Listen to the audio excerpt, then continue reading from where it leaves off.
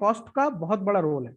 So until and unless that technology is not cheap to be accepted by common people, तब तक हम इसको नहीं कर सकते, तब तक हम इसको, जब तक हम एक्सेप्ट नहीं कर सकते, जब तक हम इसको यूज नहीं कर सकते, तब तक जो अल्टीमेट गोल है कार्बन डाइऑक्साइड इमिशन का कम करने का, वो हम पूरा नहीं कर सकते। ओके, सो इसलिए जो कॉम्बिनेशंस हैं उस पर हम विचार कर सकते हैं, क्योंकि कंपनीज को पता है कि अगर हम डायरेक्ट इलेक्ट्रिक व्हीकल मार्केट में लेकर जाएंगे, even they are coming with the direct electric vehicles, but hybrid electric vehicles can be somewhat एक बीच का रास्ता हो सकता है, जिसमें कि you are getting a good performance and with a minimum cost.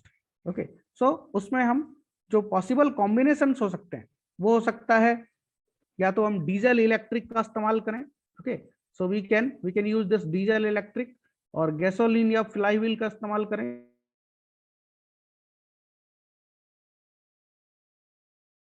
और combinations through which we can go for the hybrid version. Okay, so इसमें एक एनर्जी सोर्स जो है वो स्टोरेज का काम करती है, और दूसरा जो है वो फ्यूल को एनर्जी में कन्वर्ट करने का काम करती है।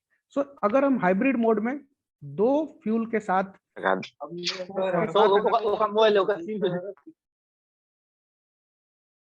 तू देख रहा है ना बेशर्म। Hello hello, somebody is saying something?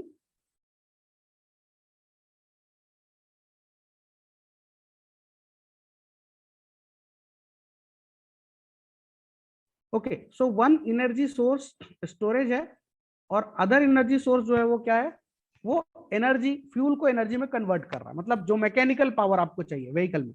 Okay, so and another जो है वो स्टोरेज का काम करता है। सो जितने भी मॉडर्न हाइब्रिड सेगमेंट के व्हीकल्स हैं, ओके, उसमें इस कॉम्बिनेशन के कारण हमें पावर मिल रहा है। The cars are powered by combination of traditional gasoline power और electric motor. Okay, so hybrid segment से स्टिल हम पूरी तरह से क्लीन एनर्जी की बात नहीं कर सकते, क्योंकि हाइब्रिड में still we are using petroleum up to some extent, कुछ हद तक हम पेट्रोलियम का इस्तेमाल कर रहे हैं। सो इसलिए हम ये नहीं कह सकते कि हाइब्रिड मोड व्हीकल्स जो हैं वो कंप्लीटली क्लीन हैं। ओके, जस्ट हम ये कह सकते हैं कि जो पेट्रोलियम बेस्ड कार्स हैं उससे ज्यादा क्लीन है, because your energy is distributed in some way, you can say. So इसलिए हाइब्रिड कार्स में जो पोटेंशियल है, ओके, सो इस तरह के व्हीकल्स का जो डिजाइन है, ओके, सो उसमें बहुत सारे ऐसे टेक्नोलॉजीज हैं जिसका और ज्यादा हम इसको एडवांसमेंट करके और ज्यादा हम इसमें अभी उसके परफॉर्मेंस में डेवलप कर सकते हैं।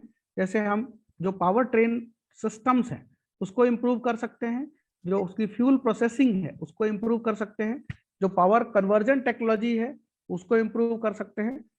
So there are a lot of opportunities through which we can improve the performance of the hybrid vehicles, बहुत सारे तरीकों से। अगर हम पावर ट्रेन सिस्टम है, I hope you all know the power train. What is power train? Actually जब आपको motor से या हीट इंजन से पावर मिलती है, सो उसको हमें गियर्स के थ्रू व्हील्स पे ट्रांसफर करना पड़ता है। Okay, so the complete assembly from the power shaft to the wheel shaft, that is called the power train. So इस पावर ट्रेन में के डिजाइन में अगर आप इंप्रूवमेंट कर सकते हैं, so you can have a better performance of the hybrid electric vehicles. Again, the next is fuel processing. You'll have to take care of that your fuel, whatever. अगर आप गैसोलीन इस्तेमाल कर रहे हैं या आपके पास बैटरी है, तो उसका प्रोसेसिंग बहुत ही जरूरी है।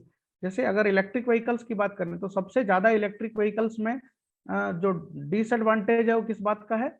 आपको initial torque, okay, initial power, जब आप हाइट पे चढ़ रहे होते हैं उस टाइम पे आपको टॉर्क की जरूरत होती है। तो ये सारी चीजें बहुत जरूरी होती है, because petrol gasoline based vehicles में तो ये बहुत इजीली मैनेज हो जाता है, because we have been using this technology for right past 100 years. So हमारे पास रिफाइनमेंट आ चुका है, हम one of the best engine का इस्तेमाल कर पा रहे हैं, बहुत सारी टेक्नोलॉजी हमारे पास है, बट इलेक्ट्रिक व्हीकल्स में सीधा संबंध है। अगर आप बैटरी से इस्तेमाल करते हैं तो बैटरी ड्रेन आउट होती है, और बैटरी ड्रेन आउट होती है मतलब जब ज्यादा पावर चाहिए सो बैटरी का ड्रेन आउट रेट जो है वो बहुत ज्यादा हो जाता है। So if you are running on a 10 kilometre road, let us suppose it is very plain, okay, और दूसरा टेरेन में आप अगर जा रहे हैं, पहाड़ी इलाकों में जा रहे हैं, सो उस दोनों में एफिशिएंसी का बहुत ज्यादा फर्क आ जाता है इलेक्ट्रिक व्हीकल्स में। At the same time gasoline based vehicles में वो इफेक्ट, वो परफॉर्मेंस बहुत ही नेग्लिजिबल है। Okay, so this is the fact कि हमें हाइब्रिड इलेक्ट्रिक व्हीकल्स को अडॉप्ट करने में और फ्यूल प्रोसेसिंग को और ज्यादा एडवांस करने की जरूरत है। Next is power conversion technology. Okay, हम जितनी बार पावर के स्रोत को एक से दूसरे सोर्स में कन्वर्ट करेंगे, लेट्स सपोज आपने हीट इंजन से सबसे पहले मैकेनिकल पावर ऑब्टेन की, ना उस मैकेनिकल पावर से आप बैटरी को, मोटर को घुमा रहे हैं, देन उस मोटर से इलेक्ट्रिकल में एनर्जी चेंज हो रही है। ओके, सो इस ऐसा करने से क्या हो रहा है, जितना लेवल ऑफ पावर कन्वर्जन आप करते हैं उतने लेवल ऑफ पावर कन्वर्जन में पावर लॉसेज भी उतने ही ज्यादा होते हैं। Okay, so that should be minimised. So again I am saying that most importantly जो इंप्रूवमेंट की जरूरत है वो किस में जरूरत है, पावर कन्वर्जन टेक्नोलॉजी के इंप्रूवमेंट में जरूरत है। पावर कन्वर्जन में इंप्रूवमेंट की जरूरत है, बिकॉज जितना एफिशिएंट आप, जितना कम लेवल ऑफ पावर कन्वर्जन करेंगे उतने ही कम लेवल में वो काम होगा। Okay, so that is most important. Next is the opportunities for utilizing the various fuels for vehicle propulsion. Okay, so nowadays we are going on synthetic fuels also. जैसे मैंने बात की हाइड्रोजन की, हाइड्रोजन सिंथेटिक है, naturally obtained नहीं। Okay, biodiesel, biodiesel is again what, it is a synthetic fuel. Bioethanol, okay, ammonia, these all are synthetic fuels, है ना। और इलेक्ट्रिक बैटरीज की भी अगर बात करें तो ये भी, हम इसको भी सिंथेटिक फ्यूल कंसिडर कर सकते हैं। Okay, so we have just taken a case study, okay, economic criteria, environmental criteria और उनके कंबाइंड इम्पैक्ट पे एक केस स्टडी करने के बाद, है ना, सो हमने क्या पाया, जो कन्वेंशनल गैसोलीन व्हीकल्स हैं, जो हाइब्रिड व्हीकल्स हैं, जैसे conventional gasoline vehicles, hybrid vehicles, then high capacity electrical batteries और इलेक्ट्रिकल ड्राइव जनरेटर से रिलेटेड, उसके बाद हाइड्रोजन फ्यूल सेल व्हीकल्स, फिर hydrogen internal combustion vehicles, ammonia fuelled vehicles. So there are various kind of the hybrid vehicle segments that can be used. For the environmental impact analysis, all the stages of the life cycle were considered. Means अगर हम किसी fuel को इस्तेमाल करना चाहते हैं तो सबसे पहला जो इम्पैक्ट है वो है एक्सट्रैक्शन का। पेट्रोलियम के इम्पैक्ट की बात करें तो somebody is creating noise. Can you mute yourself?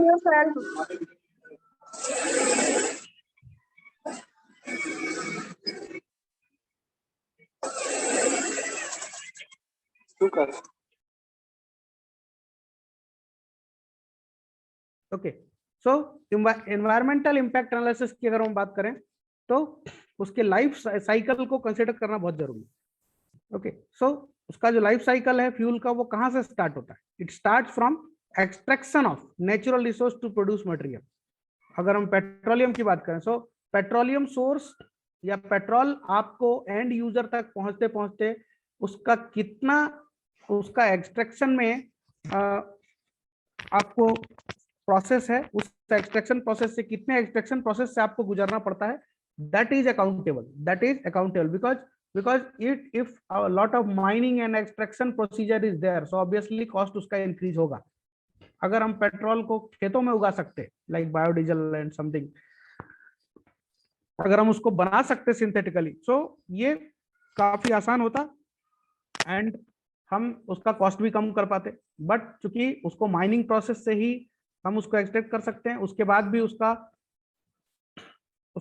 Industrial process बहुत हाई है, उसका रिफाइनमेंट का प्रोसेस बहुत हाई है और इसीलिए कॉम्प्लेक्स है, इसीलिए वो प्रोडक्ट जो है हमें काफी एक्सपेंसिव मिलता है। Okay, same is the case with batteries. Battery technologies को, बैटरीज को बनाने में उसका मटेरियल जो है, जो बैटरीज में हम यूज करते हैं, उसका एक्सट्रैक्शन, फिर उसका इंडस्ट्रियल प्रोसेस, ये करते करते उस फ्यूल की कॉस्ट बहुत हाई हो जाती है। ओके, सो ये बहुत इंपॉर्टेंट होता है कि अगर हम इन्वायरमेंटल इम्पैक्ट एनालिसिस करें या कोई भी एनालिसिस किसी फ्यूल का करें, सो उसका एक्सट्रैक्शन, उसका industrial process, this is very much important. So conversion of energy, okay, and one more thing is there that you have the source, और आपको अब उसको एनर्जी में कन्वर्ट करना है। ओके, सो उसके कन्वर्जन में भी अगर आप डिफरेंट लेवल्स ऑफ कन्वर्जन करते हैं तो आपको बहुत सारा उसमें exhaustive, you will have to, the process would be exhaustive, okay, to get the mechanical power out of it. Other purposes भी होते हैं फ्यूल्स के, जैसे कि heating, cooling, lighting etcetera. So these are other things that you have to, so there are some of the examples, okay, there are some of the examples which I am showing on my screen to let you know about the hybrid variant of vehicles that are being used, that have been manufactured by some of the renowned companies of the domestic vehicles. That is Toyota Corolla, that is a conventional vehicle. Toyota Prius, this is a hybrid vehicle. Then another model, Toyota RAV4 EV, that is an electric vehicle. Again in Honda FCX, it's a hydrogen fuel cell vehicle. Then Ford Focus H2 ICE, this is a hydrogen vehicle. Ford Focus, it is using ammonia as a source of hydrogen. Okay, so these are the vehicles manufactured by different companies, and they are the different modes. So what are the key parameters? What are the key parameters on which the economical analysis is based?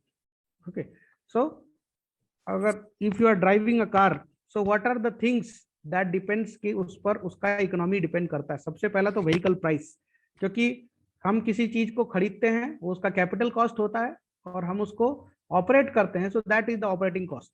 Okay, so a number of key economic parameters are there which is characterized by the vehicles.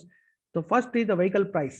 If the vehicle price is low, obviously you will have low budget, you will have a low impact on your economy. So vehicle price plays an important role. Like I had given an example कि हम अगर Tata Nexon के petrol based car purchase करें, and at the other hand हम उसकी electric vehicle segment को purchase करें, so you will get the petrol vehicle in just 8 or 9 lakhs, और जब हम उसकी इलेक्ट्रिक व्हीकल सेगमेंट को परचेज करेंगे, सो विल हैव टू पे just double. So in that case जो इंडियन कस्टमर है, what he will think, it's okay, I can have the petrol vehicle and the remaining 8 lakhs I will keep for the fuel. So 7-8 साल मेरे 8 लाख में तो मैं इसको fuel को top up कर लूंगा। So vehicle price is very much important in the economy. Even if operating cost कम है, लेकिन जो उसका कैपिटल कॉस्ट है वो बहुत इंपॉर्टेंट होता है। Next is fuel cost, next comes the fuel cost. So fuel cost is again, yes, fuel cost is much higher in the petrol based vehicles, gasoline based vehicles, whereas it is very much less in if we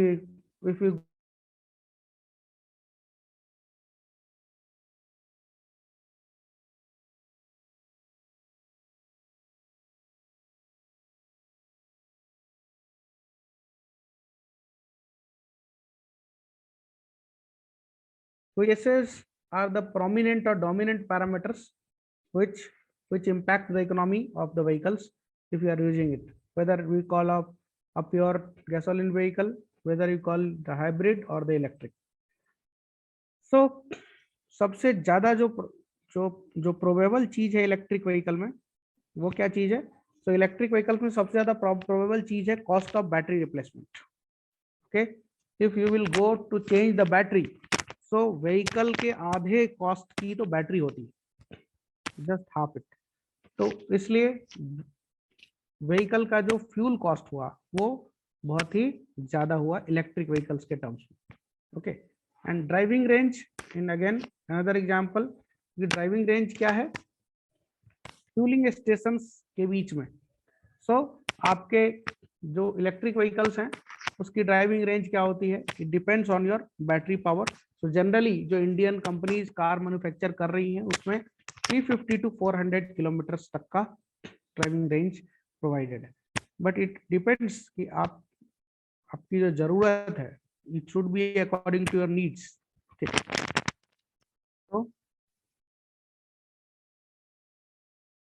So just see this table and technical and economical values for selected vehicle types, जो 4-5 vehicles के types हैं उसके ऊपर एक analysis हुई है, उस analysis का रिजल्ट जो है टेबुलर फॉर्म में अरेंज है। So your conventional vehicle, it is having a driving range of 540. The hybrid mode, it is having a driving range of 930. The electric mode, it is having the driving range of 164 kilometers. Your fuel cell, it is having the driving range of 355. The Ford hydrogen based vehicle, that is having the driving range of 300 kilometer, and the ammonia powered vehicle is having the driving range of 430 kilometers. Okay, and this is the price of battery changes. Okay, so ये battery change का जो price है वो भी बहुत ही important है, because ये आपके ऑपरेटिंग कॉस्ट में ऐड होगा, है ना। हम बाहर हर बार रिफिल करते हैं फ्यूल को, लाइक से पेट्रोल भरते हैं, so that is the operating range, but if you are changing your battery, so वो भी आपके इसमें ऐड होगा, वो भी ऑपरेटिंग कॉस्ट में ऐड होगा। Okay, so initial price if we compare, so सबसे ज्यादा initial price hydrogen based vehicle का है। Hydrogen technology is not cheap. Okay, hydrogen technology, although Indian government and all the, we are talking at the global level कि okay, hydrogen based vehicles हम आगे चल के इस्तेमाल करेंगे, फ्यूल सेल टेक्नोलॉजी उसमें इस्तेमाल होती है, हाइड्रोजन को हम इलेक्ट्रिक में कन्वर्ट करते हैं। ओके, सो बट उसका प्राइस बहुत ज्यादा है, बिकॉज हाइड्रोजन से जनरली ये सब जेट फ्यूल्स होते हैं जो हम एरोस्पेस वगैरह में यूज इस्तेमाल करते हैं, बट ये अगर हम नॉर्मल डोमेस्टिक व्हीकल्स में इस्तेमाल करेंगे so obviously it will be very much, the cost will be very much high. उसके बाद इलेक्ट्रिक व्हीकल का भी operating cost you can see it is 42 okay US kilo dollars, so it this is higher. और gasoline based vehicles का operating cost बहुत कम होता है, तो बट ऑपरेटिंग कॉस्ट कम होगा, देन उसका सॉरी इनिशियल कॉस्ट कम होगा but operating cost will be higher. Okay, so अगर हम इन्वायरमेंटल एनालिसिस पोल्यूशन के बेसिस पे करें, ओके, सो देन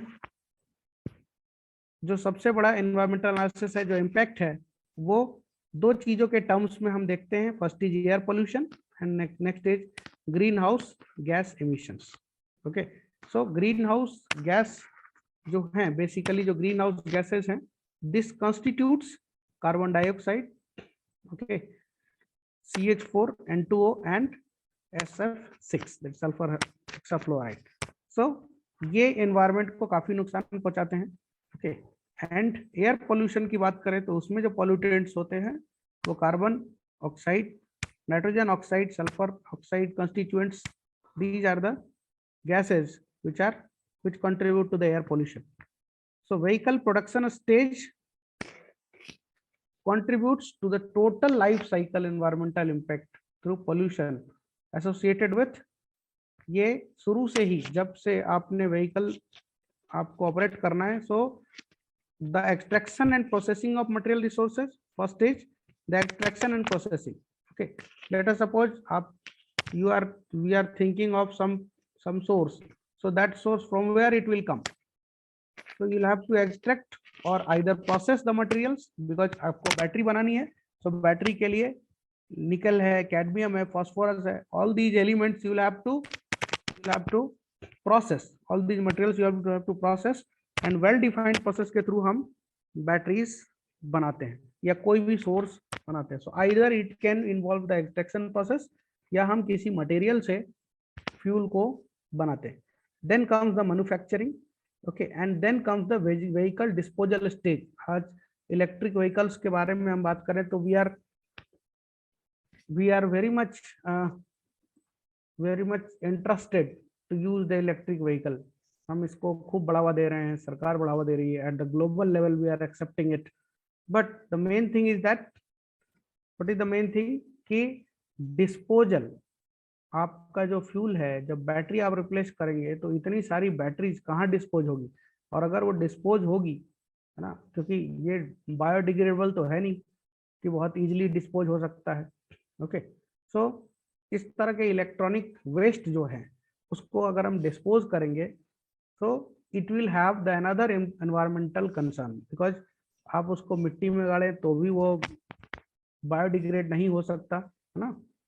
तो इसलिए उसका इन्वायरमेंटल कंसर्न बहुत ही इम्पोर्टेंट है कि जो फ्यूल हम यूज कर रहे हैं उसको डिस्पोज करने के लिए इधर हमारे पास एक कोई बेस्ट प्लान हो जिससे हम इसको डिस्पोज कर सकें, so that it may not contribute to the environmental pollution. Okay, so this is very much important. Okay, so fuel production and उसका utilisation stage. First is fuel production, so a lot of energy is exhausted in fuel production. Once it is produced, we are using it, and how we are using it, are we using it in a smart way or not, उसको हम efficient way में इस्तेमाल कर पा रहे हैं या नहीं कर पा रहे। अगर आप एक फ्यूल से दूसरे लेवल ऑफ पावर, आप एक फ्यूल को एक से दूसरे लेवल पे कन्वर्ट करते हो, फिर दूसरे से तीसरे लेवल पे कन्वर्ट करते हो, तीसरे से चौथे लेवल पे कन्वर्ट करते हो, तो इस तरह में क्या होता है, हर level of conversion of power में your energy will be wasted. Okay, so इसलिए उसका यूज भी, उसका यूटिलाइजेशन भी बहुत इंपॉर्टेंट है, और यूटिलाइजेशन के बाद when it is a waste then उसका डिस्पोजल भी बहुत इंपॉर्टेंट है। जब व्हीकल्स की संख्या ज़्यादा नहीं थी तो हमारे देश में, like the developing countries, develop countries में तो ये पॉलिसी पहले से थी, बट जो डेवलपिंग कंट्री है जैसे इंडिया की बात करें, so we did not have any scrap policy. कोई स्क्रैप पॉलिसी नहीं हुआ करती थी पहले। ओके, बिकॉज इतनी गाड़ियां नहीं थी, इतना स्पेस का प्रॉब्लम नहीं था, है ना, इतना उसको रिन्यू करने की जरूरत नहीं थी।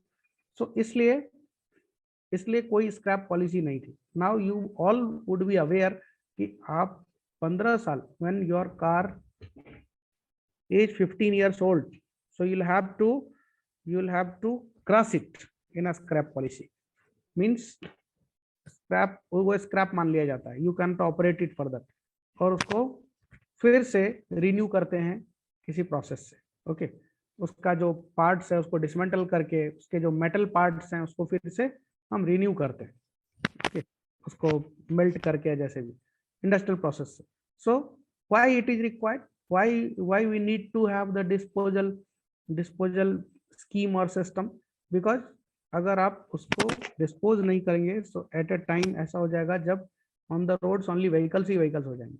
सो इसलिए व्हीकल्स, और प्लस दूसरा एक इम्पैक्ट और है कि जब व्हीकल्स बहुत ज़्यादा पुरानी हो जाती है सो उसका जो इन्वायरमेंटल इम्पैक्ट है वो बढ़ जाएगा, कंसर्न बढ़ जाएगा, उसमें से जो हार्मफुल गैस एमिशंस हैं वो बढ़ जाएंगे, बिकॉज उसको डिजाइन ही इस तरह किया गया है कि वो 10 से 15 साल कम इमिशन के साथ चल सकता है। If you are using it further so emissions will increase, so suddenly उसका इमिशन बढ़ेगा, और इसी वजह से there are lot of concern, जिसकी वजह से गवर्नमेंट ने एक टाइम पीरियड फिक्स किया है कि okay, up to this time period you can use your vehicle, and after this time period okay you will have to get it scrapped. उसको scrap policy के अंतर्गत आपको स्क्रैप कराना होगा।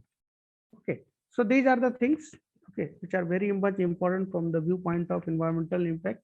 First is the extraction and processing of the material resources, next is the manufacturing, and third is the vehicle disposal stage. Okay, so you'll have to go through all these processes when we consider the environmental impact of pollution.